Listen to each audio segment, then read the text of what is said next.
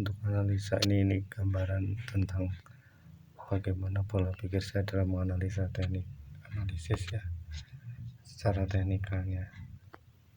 Nah, ini contohnya di AD ini.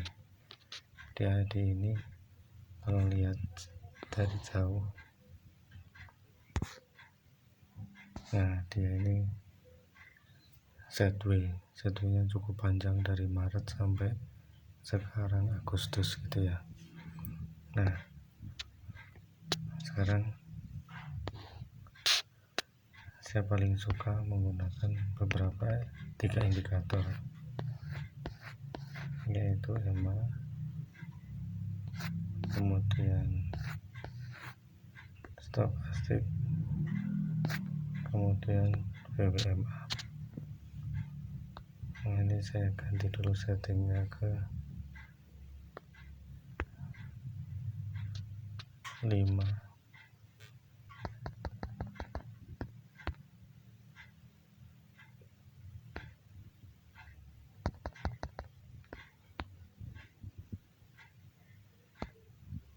Kemudian saya kasih warna pink biar kelihatan.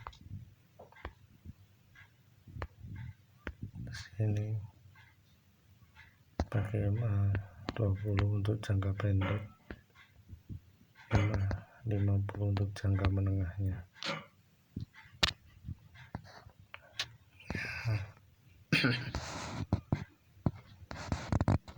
Dari sini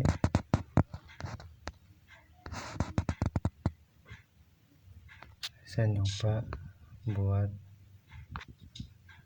trendline-nya dulu. Trendline ini saya pakai untuk panduan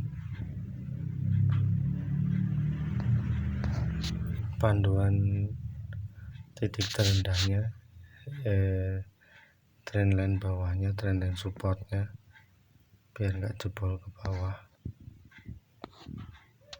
Sedangkan untuk yang dari atas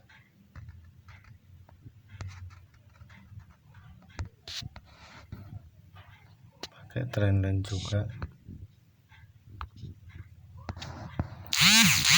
Kayaknya ngambil gambarnya daripada dari sini lebih baik yang dari sini.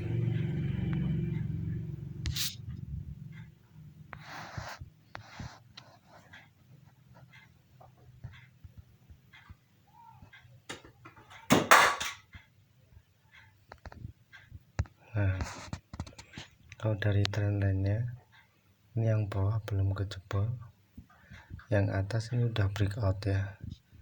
Jadi secara prinsip yang atas ini udah mulai bagus breakout, yang bawah aja belum dijebol. Oke, kita hapus dulu yang atas. Nah, sekarang kita amatin dari baca datanya ini. VWMA 20 itu di 7008, artinya jika harga di atas 7000 itu harganya cukup bagus karena di atas dari volume rata-rata. Nah, tetapi dia sedang akan ada koreksi karena RSI-nya itu menukik ke bawah.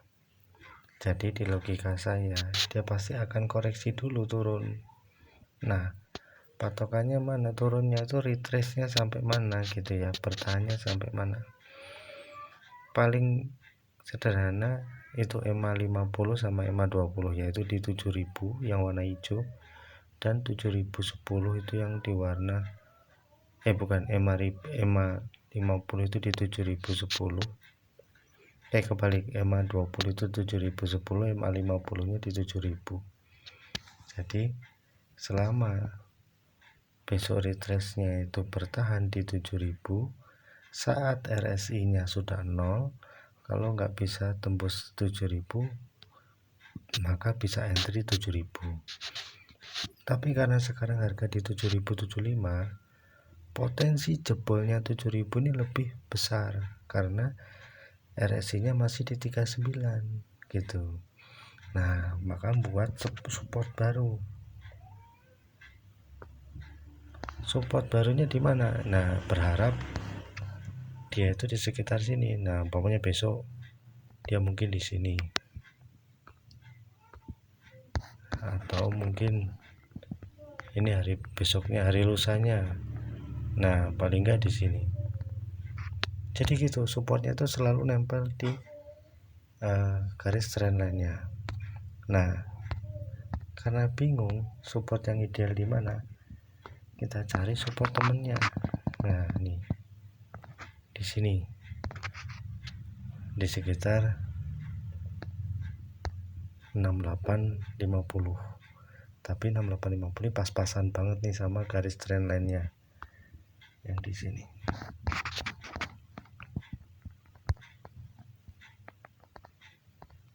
Nah, sekarang anggap kita cari, takut nggak dapat barang gitu ya, kita cari lagi mana support yang kemungkinan bisa kena gitu ya.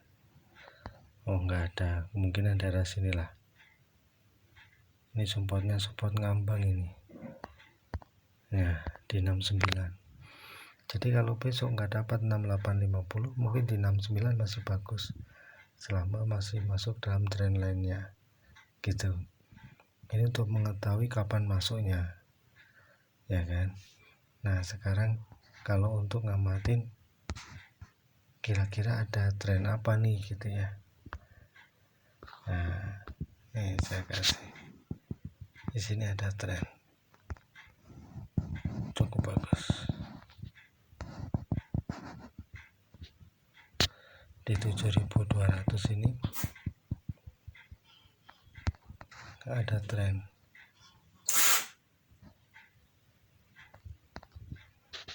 $7.200 sampai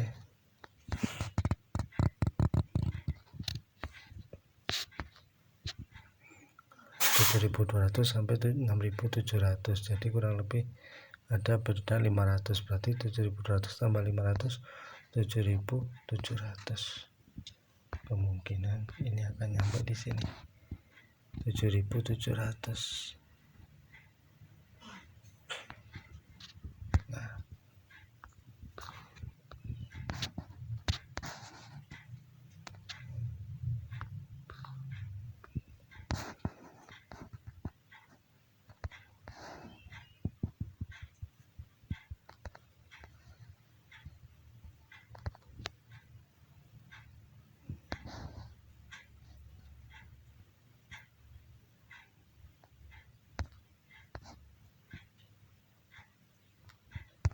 Nah, kurang lebih begini. Jadi kita tahu nih, ini mau koreksi, RSI turun sampai kemungkinan di supportnya di mana, yaitu tadi antara 6850 atau 69. Kalau jebol itu, maka konsekuensinya kita harus stop loss.